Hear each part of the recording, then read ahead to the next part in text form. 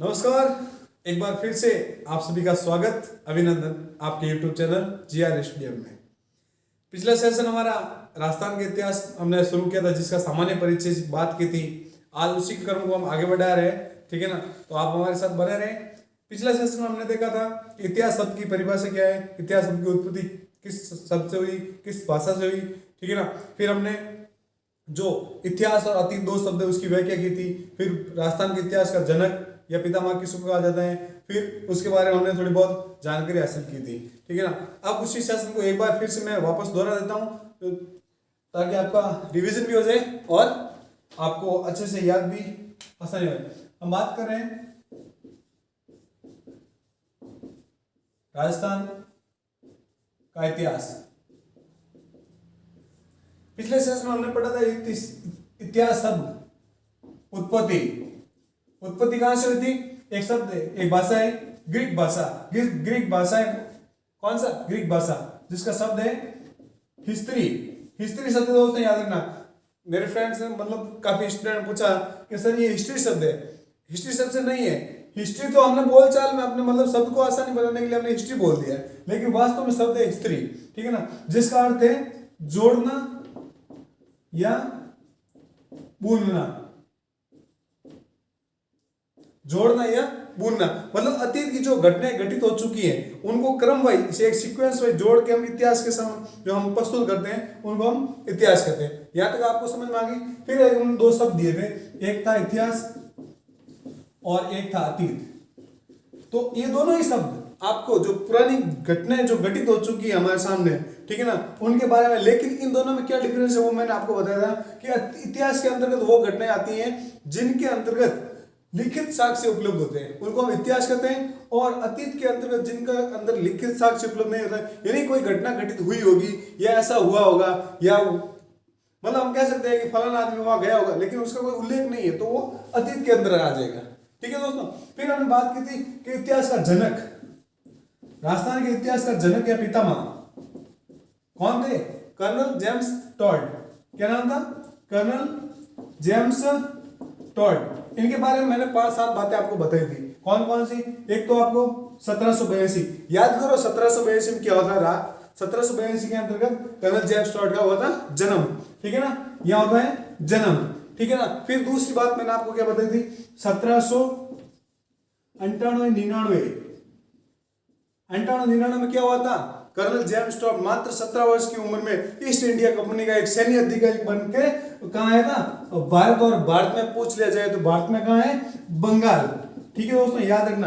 भारत भी पूछ सकता है लेकिन भारत में कहाँ है वो भी पूछ सकता है, आपको याद रखना, बंगाल, ठीक है दोस्तों। अब हम आगे बात करते हैं। जो तीसरी घटना है वो है 1806। 1806 में क्या था? 1806 में ये आए थे राजस्थान। उस समय राजस्थान नहीं, राजपूताना एक स्थान था। कौन सा? मांडल। तो सर बताओ मांडल कहां पर है? मांडल है भीलवाड़ा में। कहां है? भीलवाड़ा। मतलब ऐसे चुटकियों में याद होना चाहिए, ठीक है ना। मांडल कहां है? भीलवाड़ा। अब तीसरी घटना आपके सामने। अब चौथी घटना कौन सी है? सर चौथी घटना है 1813 ईस्वी। 1813 वेरी इंपोर्टेंट क्वेश्चन है ये। बाकी पूछे या ना पूछे लेकिन वो पूछ सकते हैं, क्योंकि इस समय में आप कर्नल की उपाधि मिली थी। किसको? जेम्स टॉड को। क्या मिली थी? उपाधि। आपको सीधा पूछ सकता है कर्नल जेम्स टॉड को उपाधि कब मिली थी, तो आपको सीधा आंसर बताना 1813 ईस्वी, ठीक है दोस्तों। फिर एक घटना आती है 1718 के अंतर्गत। 1718 के अंतर्गत क्या घटना आती है? उस समय ये पीए बनते हैं कि किसके? राजपूताना के पीए बनकर आते हैं। पीए का मतलब क्या है? पॉलिटिकल एजेंट, ठीक है दोस्तों, पॉलिटिकल एजेंट, ठीक है।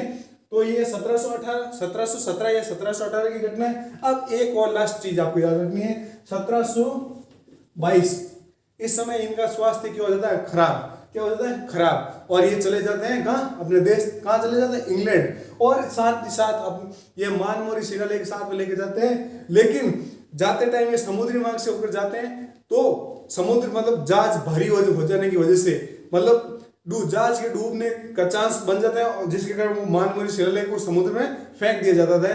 तो अभी तक वो अभी मिला नहीं, ठीक है दोस्तों। फिर एक टाइम आता है लास्ट 1835 और उस समय कर्नल जेम्स टॉड का हो जाता है क्या? निधन। ठीक है, तो यह था कर्नल जेम्स टॉड के बारे में, आपको बिल्कुल याद होना चाहिए। कर्नल जेम्स टॉड को क्या कहते हैं, घोड़े वाला बाबा। ठीक है ना, और इन्हीं बाबाओं से आपको याद रखना, मतलब ऐसे कनेक्टिविटी रखनी है, क्या कनेक्टिविटी कैसे रखनी है कि घोड़े वाले बाबा कौन है, कर्नल जेम्स टॉड। ठीक है ना, फिर आते हैं हमारे जोड़ वाले बाबा, कौन आते हैं, जोड़ वाले बाबा का नाम क्या है, राजेंद्र सिंह। ठीक है ना, तो उन्हीं को कहते हैं वाटरमैन। जोड़ यानी कुएं, कुएं कहाँ के पास, मतलब कुओं को जोड़ किस क्षेत्र में कहा गया, शेखावटी, किस क्षेत्र में कहा गया, शेखावटी। और शेखावटी क्षेत्र में जो जोड़ यानी कुएं बनाने का काम किसने किया था, राजेंद्र सिंह ने। और उसी कुएं से क्या निकलता है, पानी। अब तो कुएं से पेट्रोल भी निकलता है, लेकिन उस समय क्या निकलता था, पानी। ठीक है दोस्तों, तो वाटरमैन भी उनको कहा गया। फिर एक आता है रेल बाबा। ठीक है ना, देख बाबा को याद रखना आराम से, आप आसाराम बापू को मत याद रखना कि वो भी बाबा था, लेकिन वो बाबा काम का नहीं है। ठीक है, तो हमें याद रखना है रेल वाला बाबा। रेल वाला बाबा कौन, किशन सिंह। कौन है, किशन सिंह, लिख लेता हूं आप, किशन लाल सोनी। ठीक है, ये है रेल वाला बाबा।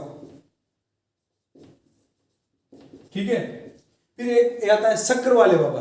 कौन आते हैं, शक्कर वाले, उनका नाम क्या है, नरड़ के पीर। ये नरड़ के पीर। ठीक है ना, नरड़ पीर, नरड़ के नहीं, नरड़ पीर। ठीक है, तो रेल वाले बाबा किशन लाल सोनी। एक आपको मतलब जोड़ से आपको एक पूछ लिया जाएगा कि सेठानी जी का जोड़ कहाँ का प्रसिद्ध है, तो आपको याद रखना दोस्तों, चुरू में प्रसिद्ध है। ठीक है ना, क्योंकि क्वेश्चन कहीं से भी पूछ सकते हैं।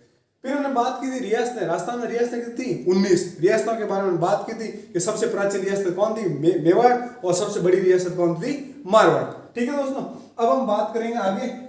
यहाँ तक आपको समझ में आ गया होगा, क्योंकि ये रिपीट हो गया है और ये मैंने पहली क्लास में पढ़ा दिया है। आपको विस्तार से देखना है तो आप जो राजस्थान का परिचय है या जो राजस्थान का इतिहास हमारा जो थंबनेल है A to Z वाला, उसका पार्ट फर्स्ट में आप देख सकते हो।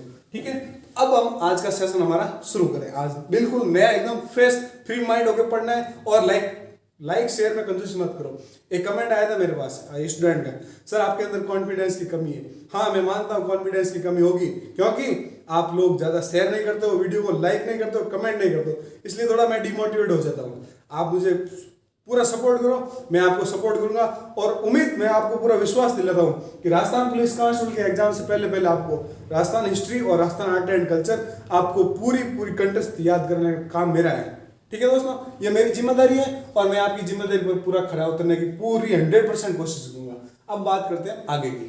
ठीक है ना, तो राजस्थान में रियासतें कितनी थी, रियासतें 19 रियासतों में एक रियासत थी जो टोंक, जो एकमात्र मुस्लिम रियासत थी। क्या थी, मुस्लिम रियासत। ठीक है ना, और दो कौन सी, धौलपुर और भरतपुर, ये दो रियासतें हैं, धौलपुर और भरतपुर, ये है जाट रियासत। ठीक है ना, और पीछे बची हमारी 16 रियासत। ये है, इनमें 16 रियासतों में भिन्न राजा, भिन्न मतलब जो शासक है वो इन 16 रियासतों में आते हैं। ठीक है, तो हम पूरे मतलब जैसे जैसे हम अलग अलग राजवंश पढ़ेंगे, जैसे चौहान वंश पढ़ेंगे, कछावा वंश पढ़ेंगे, मेवाड़ का वंश पढ़ेंगे, उस समय इनके बारे में हम बात करेंगे। ठीक है ना, अब एक बात करते हैं, रियासत हो गई। अब केंद्र शासित प्रदेश, उस समय एक केंद्र शासित प्रदेश था जिसको हम चीफ कमिश्नर भी बोलते हैं, चीफ कमिश्नर या केंद्र शासित प्रदेश। उसमें राजपूताना में केंद्र शासित प्रदेश या चीफ प्रदेश कौन था, चीफ कमिश्नर कौन था, अजमेर। ठीक है ना, ये था अजमेर। मतलब भारत में जब अंग्रेज आए थे, ईस्ट इंडिया कंपनी, मतलब भारत पर अपना अधिकार स्थापित करने के लिए उन्होंने रेजिडेंस नियुक्त किए थे। कुल कितने, 5, मतलब क्या उनको क्या कहते हैं, राजपूताना रेजिडेंस। ठीक है ना, तो सबसे पहले हम बात करते हैं राजपूताना रेजिडेंस। ठीक है ना, इस राजपूताना रेजिडेंस की सबसे इंपॉर्टेंट बात आपको याद रखनी है। और आप कहोगे एक सर आप गलत पढ़ा रहे, लेकिन देखो आपको धीरे धीरे कड़ी से कड़ी, मतलब आप एक दिन में राजस्थान के कर्नल जेम्स टॉड नहीं बन सकते। ठीक है ना, आपको इतिहास पढ़ना है तो मेरे साथ बने रहो। ठीक है ना, और मैं, आप ये मत समझना कि सर अभी चैनल पर नए हैं, सर में ज्ञान नहीं है, मेरे में बहुत सारा ज्ञान है, मैं नहीं कहता हूँ, ठीक है ना, क्योंकि मैं आपके सामने जितना आपको पढ़ाऊँ आपको पता चल जाएगा कि मेरे अंतर्गत क्या है, ठीक है ना। चैनल छोटा हो या बड़ा हो कोई मायने नहीं रखता है, आपको समझ में कितना है ये मायने रखता है, ठीक है ना। तो राजपूताना है रेजिडेंस, इसकी स्थापना होती है सन 1818 ईस्वी में, 1818 ईस्वी में। और इसका मुख्यालय कहाँ है? मुख्यालय है दिल्ली में। आप कहोगे कि सर राजपूताना रेजिडेंस की स्थापना राजस्थान में 1832 में, लेकिन जो राजस्थान से पहले मुख्य रूप से दिल्ली में स्थापित हुई थी उनकी बात कर रहा हूँ। 1818 में इसकी स्थापना हुई थी और मुख्यालय कहाँ है? दिल्ली में, ठीक है ना। और इसका जो मुख्य अधिकारी है, मुख्य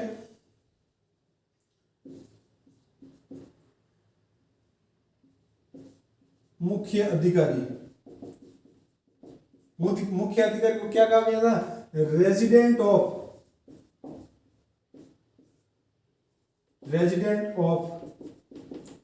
राजपूताना। देखो क्लास आप ना थोड़ी हाई क्वालिटी में देख लेना ताकि आपको अच्छे से वर्ड दिख जाए, ठीक है ना। इनका जो मुख्य होता था वो, उनका नाम क्या था? Resident of Rajputana. अब आगे बात करते हैं, इनका जो प्रथम रेजिडेंट ऑफ राजपूताना कौन था? तो डेविड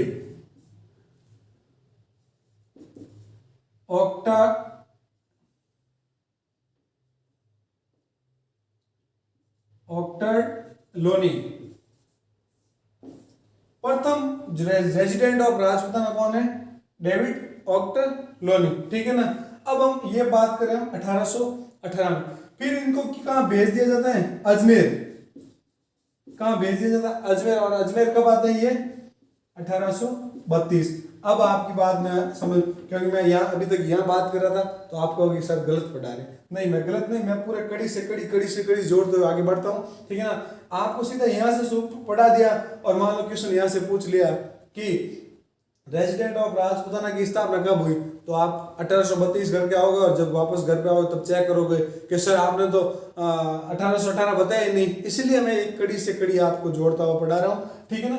तो अजमेर आ गए, ठीक है ना, क्योंकि जैसे जैसे मतलब सीमाओं का विस्तार बढ़ता है, ठीक है ना, या जो प्रशासनिक कार्य ज्यादा हो जाते हैं तो 1 से 2, 2 से 3 ऐसे मतलब भाग बढ़ते रहते हैं। उसी तरह ये जो इनका जो राजपूताना रेजिडेंस है ये कहाँ आ गया?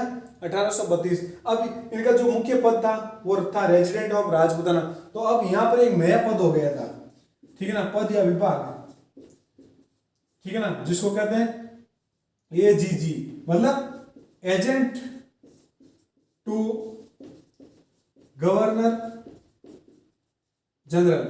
याद रखना, एजेंट टू गवर्नर जनरल नया पद सर्जित हुआ था कहां? राजस्थान में। राजस्थान में इसकी स्थापना कब होती है? 1832 में। और कहां पर होती है? अजमेर में, ठीक है ना। तो ये जो राजस्थान में एक केंद्र शासित प्रदेश है उसकी स्थापना 1832 में होती है। जो उसका मुख्य अधिकारी होता है उनको क्या कहते हैं? एजेंट टू गवर्नर जनरल, ठीक है दोस्तों। और हमारा जो पहला गवर्नर जनरल था वो कौन था? Mister locket. ये था प्रथम एजीजी बोले तो एजेंट टू गवर्नर जनरल। यहां तक आपको समझ में आ गया है? तो फटाक से इसका स्क्रीनशॉट ले लो, या आपको 31 सेकंड दे रहा हूं, एक बार पूरा रिवीजन कर लो, ठीक है ना।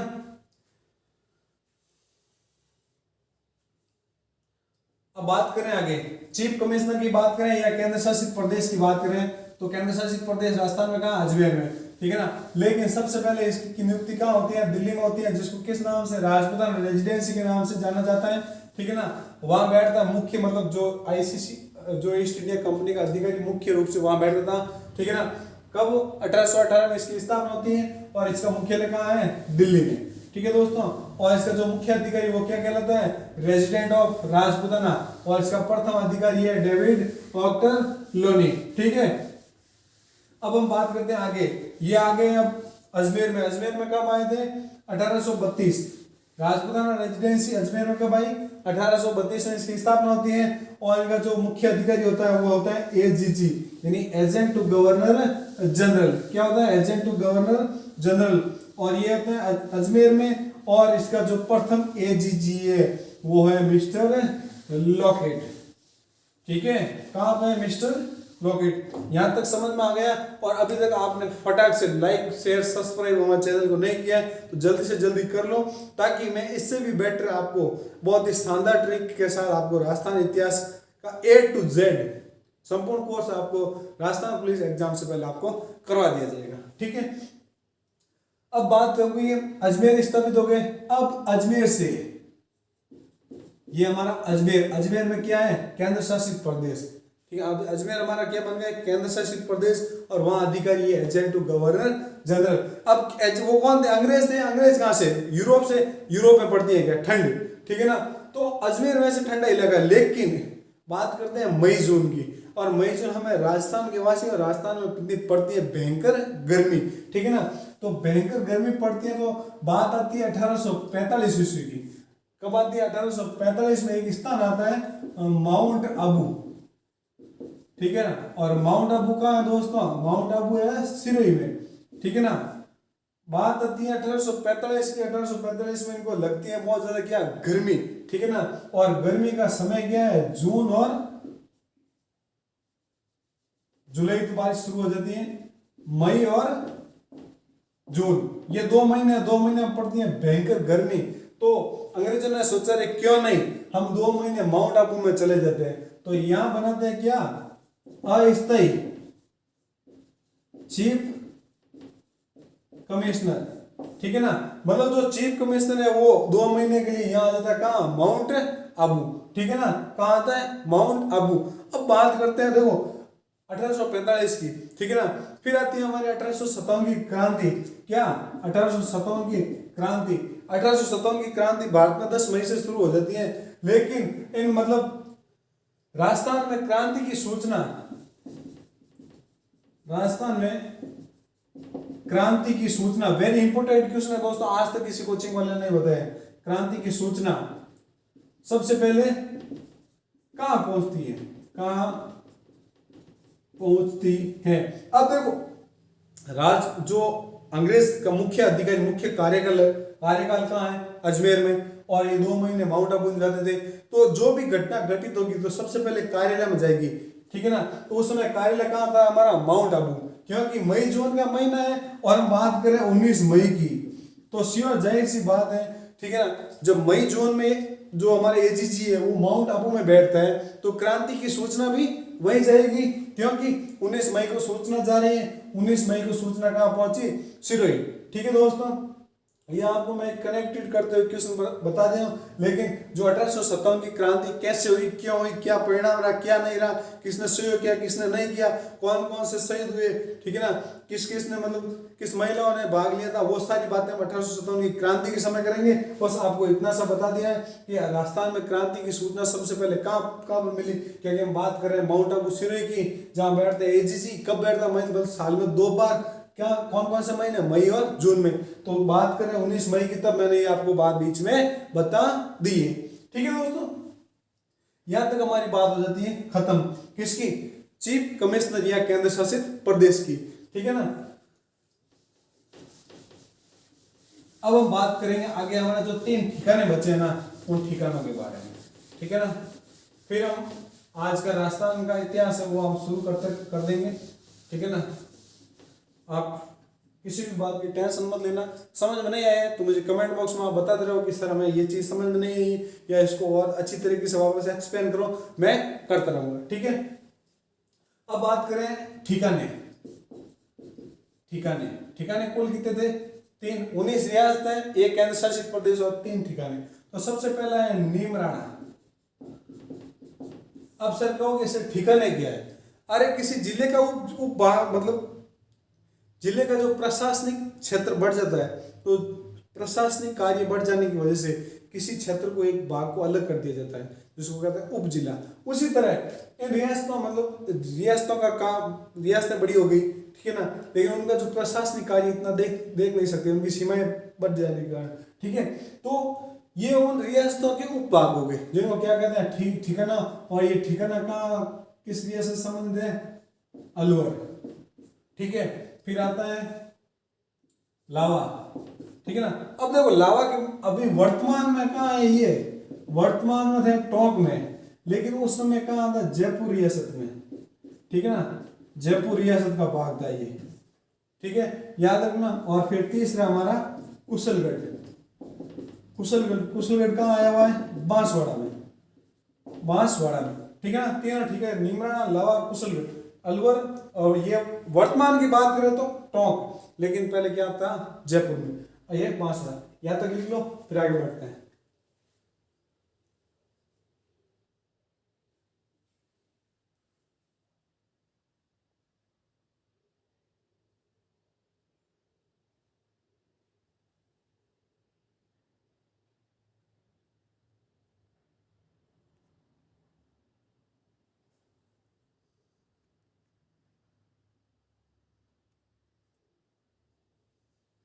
ठीक है दोस्तों, यहां तक आपको आ गया समझ में। अब हम बात करते हैं जो हमारा मुख्य मुद्दा है आज का। मैंने आपको बताया था 19 रियासत में, एक थी जाट, दो थी जाट रियासत, एक थी मुस्लिम, ठीक है ना, और बाकी थी 16 रियासतें, ठीक है ना। तो 16 रियासतें राजपूतों की थी। अब हम बात करें राजपूतों की उत्पत्ति हुई कहां से, ठीक है ना। तो राजपूतों की उत्पत्ति कहां से हुई, तो हेडिंग डाल दो, राजपूतों की उत्पत्ति के सिद्धांत। 5-7 लाइन में दोस्तों, यदि आपने कंटेस्ट कर लिया ना, तो आप किसी भी एग्जाम में आप 1 नंबर का क्वेश्चन गलत करके नहीं होंगे, ये मेरा वादा है। और सीधी मतलब सीधी लाइन है, आपको बिल्कुल शॉर्ट तरीके से बताऊंगा, ठीक है ना।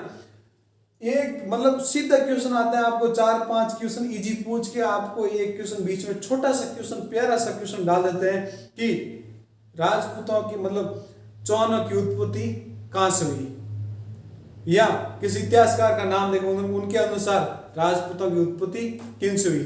तो दोस्तों बने रहे हमारे साथ, ठीक है ना। तो मैं आपको बिल्कुल 7-8 लाइन, आपको ओनली फॉर 7-8 लाइन यदि आपने आज की आज याद कर लेना, तो आप जिंदगी में कभी राजपूतों की उत्पत्ति के संबंध में कोई भी क्वेश्चन आए ना, वो आप गलत नहीं करोगे, क्योंकि ये मेरा वादा है आपसे, ठीक है दोस्तों।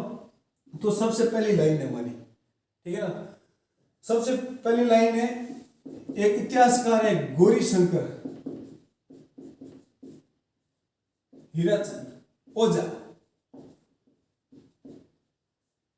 ये इतिहासकार है, वेरी इंपोर्टेंट है, हर बार ये कहीं ना कहीं आगे आएगा। कोई भी इतिहास पढ़ेंगे, किसी वंश का शासक पढ़ेंगे, ठीक है ना, कोई भी हम युद्ध पढ़ेंगे तो इनके अनुसार, उनके अनुसार, ठीक है ना। तो इसको याद करना है, गौरी शंकर हीराचंद ओझा, और इसको शॉर्ट में कहते हैं GH ओझा, ठीक है। अब दोस्तों देखो, ये क्या है, पीछे क्या है, ओ लगा हुआ है, ठीक है ना। तो इनके अनुसार राजपूतों की उत्पत्ति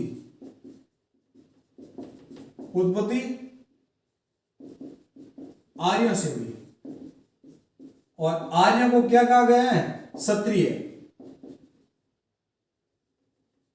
क्या कहा गया है, क्षत्रिय, ठीक है। गौरी शंकर हीराचंद ओझा के अनुसार राजपूतों की उत्पत्ति कहां से हुई है, आर्यों से, और आर्यों को क्या कहा गया है, क्षत्रिय, ठीक है दोस्तों। अब इसी सीक्वेंस में हमें दूसरा नाम याद रखना है, एक आता है CV वैद्य, ठीक है ना, वेद या वैद्य, CV वैद्य के अनुसार। अब देखो आपको कैसे याद रखना है, यहां शब्द आ गया आर्य, ये भी आ से शुरू है और ओझा भी आ से शुरू है, तो आ से आ, ठीक है ना, अ से आ मतलब आर्य से हुई। तो आपको याद रखना क्या, लास्ट में आर्य मतलब अ किसका लिखा हुआ है, तो सीधा आ किसका लिखा हुआ है, गौरी शंकर हीराचंद ओझा के अनुसार, ठीक है ना। गौरी शंकर हीराचंद ओझा के अनुसार राजपूतों की उत्पत्ति आर्य से हुई, और आर्य को क्या कहा गया, क्षत्रिय कहा गया, ठीक है दोस्तों। अब आता है CV वैद्य, ठीक है ना, दूसरी चीज वेरी इंपॉर्टेंट है, ठीक है ना। CV वैद्य के अनुसार राजपूत शुद्ध रूप से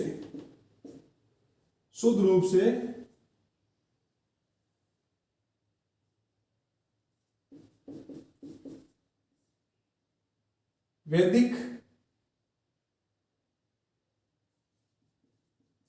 आर्य, यानी वह से वैद्य और वह से वैदिक, ठीक है ना।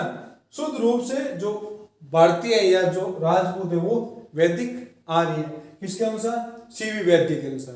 ठीक है ना। अब हम बात करते हैं आगे तीसरी बात। ठीक है ना।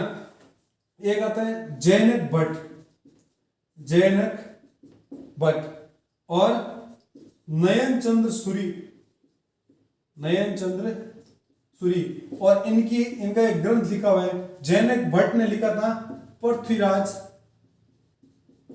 विजय।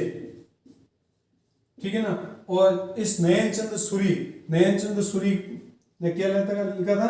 हमीर महाकाव्य, हमीर महाकाव्य। इन दोनों के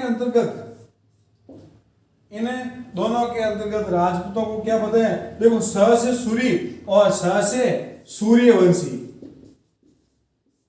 स से सूरी और स से सूर्यवंशी। ठीक है ना। जैनक देखो, आपको उत्पत्ति का सिद्धांत भी बता रहा हूं, साथ ही साथ एक महाकाव्य उनका जो ग्रंथ है वो भी आपको बता रहा हूं। जैनक भट्ट ने क्या लिखा था? पृथ्वीराज विजय। और नयनचंद्र सूरी ने क्या लिखा था? हमीर महाकाव्य। इन दोनों के अनुसार राजपूत क्या थे? सूर्यवंशी। ठीक है दोस्तों, यहां तक आपको समझ में आ गया? तो लिख लो एक बार, फिर आगे बढ़ते हैं।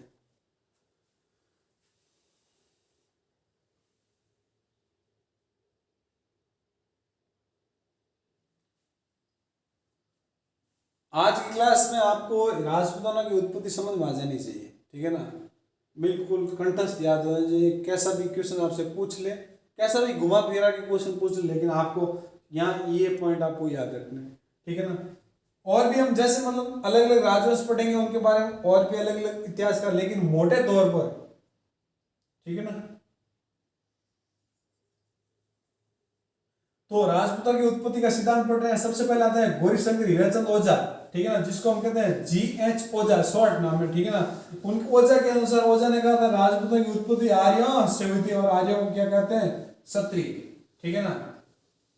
और आता है सीवी वेद के अनुसार राजपूत शुद्ध रूप से भारतीय या भारतीय वैदिक आर्य हैं। ठीक है ना। फिर आता है जैनक भट्ट, जिसकी एक महाकाव्य है पृथ्वीराज विजय, और उसका साथी है जो नयन चंद्र सूरी है। ठीक है ना। उसके अनुसार हमीर, उसने क्या लिखा था? हमीर महाकाव्य। और उनके अनुसार राजपूतों की उत्पत्ति का है सूर्य के राजपूत है जो सूर्यवंशी है। ठीक है ना। अब आता है गोपीनाथ शर्मा, चौथा हमारा गोपीनाथ शर्मा। ठीक है। अब ये गोपीनाथ शर्मा है, देखो आज के समय मतलब पहले जो प्राचीन काल में जो हमारे चल रहे थे, कौन कौन? मतलब ब्राह्मण, क्षत्रिय, वैश्य और शूद्र। ठीक है ना। 4 भागों में समाज विभक्त था। तो ब्राह्मण थे, वो ब्राह्मण को अपने मतलब आकर्षित करेंगे, वो उनकी बातें को बढ़ चढ़ा, क्योंकि उस समय ब्राह्मण ही शिक्षित थे। ठीक है ना। क्षत्रियों का काम था युद्ध करना, अपने जो साम्राज्य है, अपना जो राज्य है उसकी रक्षा करना। वैश्य का काम था मतलब उस साम्राज्य में व्यापार करना, कोई भी मतलब जरूरत की चीजें लाना और दूसरे राज्य या दूसरी जगह पर लेकर आना और ले जाना, मतलब आयात निर्यात का काम कौन करते थे? वैश्य, यानी व्यापार का काम। और शूद्र थे, जो शुद्ध थे तीनों की सेवा में लगे रहते। तो उस समय की बात करें गोपीनाथ शर्मा, तो जाहिर सी बात है ये शर्मा जी है। ठीक है ना। और शर्मा जी ने कहा राजपूतों की उत्पत्ति या तो ब्राह्मणों से हुई है और या गुजरों से। ठीक है ना। देखो शर्मा किसको कहते हैं? ब्राह्मण को। तो आपको याद रखना, ये लाइन पकड़नी है, शर्मा, और शर्मा से किसका रिलेटेड है? ब्राह्मणों से। ठीक है ना। तो गोपीनाथ शर्मा के अनुसार राजपूतों की उत्पत्ति किससे है? ब्राह्मणों से और गुजरों से। अब हमारा 5वां और वेरी इंपोर्टेंट, एक इतिहासकार आता है डीपी चट्टोपाध्याय, डीपी देवी प्रसाद। ठीक है ना। देवी प्रसाद, इसका पूरा नाम है देवी प्रसाद चट्टोपाध्याय। ठीक है ना। ये कहते हैं कि राजपूत ना तो देशी है ना विदेशी है, इनका क्या है? मिश्रण। क्या है? मिश्रण। ठीक है ना। मिश्र अवधारणा। मिश्र अवधारणा किसने दी थी? डीपी चट्टोपाध्याय। कैसे कि इन्होंने मतलब भारत पर अलग अलग समय में विदेशी आक्रमण होते, सबसे पहले आए थे शक, ठीक है ना, फिर आए थे सीथियन, फिर आए थे हूण, और चौथा आए थे कुषाण।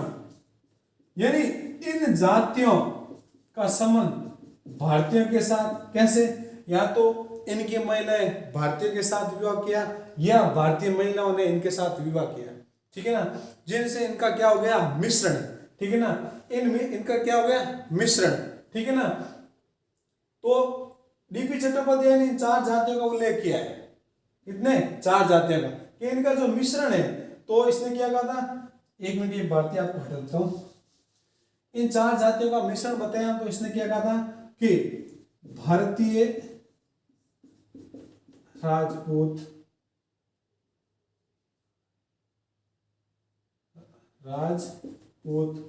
ना तो देसी है और ना ही विदेशी, इनका संबंध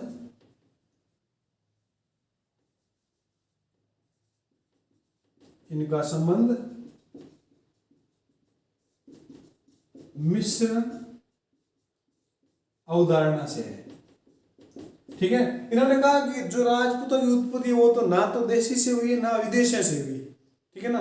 ये जो बाहर की जातियां हैं, इन जातियों के साथ देखो, हमारी जो भारतीय संस्कृति है बहुत ही गुलनसार संस्कृति है। यहाँ जो भी बाहर से आए वो हमारी संस्कृति में आके रम गए और यही वो बस गए। एक भी जाति ऐसी नहीं है जो यहाँ मतलब युद्ध के तौर पे आई थी और मतलब फिर वापस चली गई, ऐसा कुछ नहीं। वो आई और यहाँ पर बसना शुरू कर दिया। तो उनका जो इन चारों जातियों का मिश्रण बताया किसने? डीपी चट्टोपाध्याय ने। अब आपको एक नोट लगा के एक चीज याद रखनी है, नोट। कर्नल जेम्स टॉड ने पांचवी जाति का उल्लेख किया है, और वो उल्लेख किया है भारतीय। यानी भारतीय जो ये 4 जाति है, ये और 5 भारतीय जाति के साथ संबंध किसने उल्लेख किया गया है? कर्नल जेम्स टॉड ने। अब डीपी चट्टोपाध्याय ने तो ये मिश्रण अवधारणा दी है, ठीक है ना। अब एक इतिहासकार हमारे सामने और आता है, कौन आता है? ये है डीपी चट्टोपाध्याय और वो है बीपी चट्टोपाध्याय। बीपी, आपको याद कंफ्यूज नहीं होना है, चट्टोपाध्याय। इनके अनुसार राजपूत सामाजिक व आर्थिक परिकल्पना है। यानी सामाजिक आर्थिक परिकल्पना के अनुसार इनकी जो उत्पत्ति बता रखी, ठीक है दोस्तों। तो आज मैंने आपको बताया था राजपूतों की उत्पत्ति के बारे में सिद्धांत, ठीक है ना। समय हो गया है, आज की क्लास हम यही खत्म करेंगे, ठीक है ना। आपको ये वीडियो पसंद आया है तो मुझे कमेंट बॉक्स में जरूर बताना, ठीक है ना। और मेरे कमेंट बॉक्स में जो आपने कमेंट कर रहे हो मैं उनका जवाब पूरा देता रहूंगा। और कोई भी आपको समस्या है इस मैटर से संबंधित, आप मेरे साथ शेयर करें ताकि मैं आपको आगे वाली क्लास में आपकी सारी समस्या का समाधान करता रहूंगा। मिलते हैं दोस्तों कल इसी समय। बहुत बहुत धन्यवाद। जय हिंद, जय भारत।